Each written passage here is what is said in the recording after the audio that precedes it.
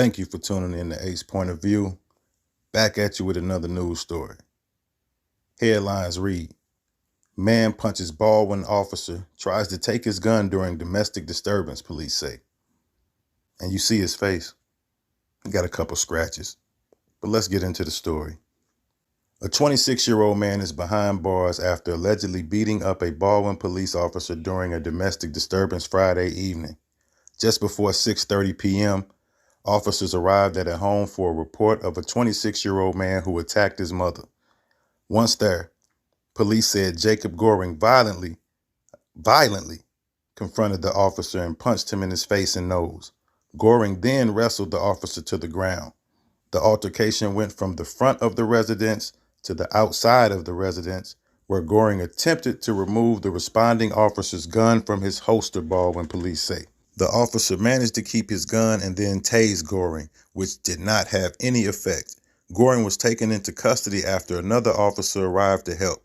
Officials said the officer had minor injuries.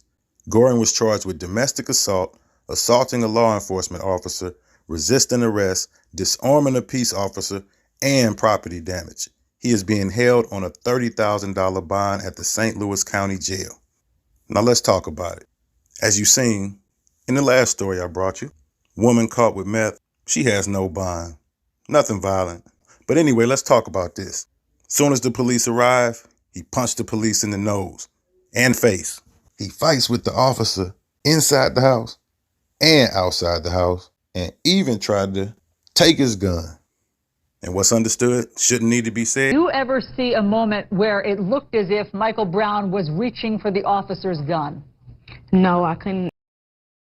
How do you guys feel about the response from the police department and from, I mean, this is your area, your town, St. Louis, Ferguson. I think, PJ, you live in North County, right, which is where Ferguson is, and you live in St. Louis County, correct, Tiffany? I live in St. Louis City. You live in the city I feel like it's very unfair. If he was trying to get away from him, why did he continue to shoot at him? Exactly.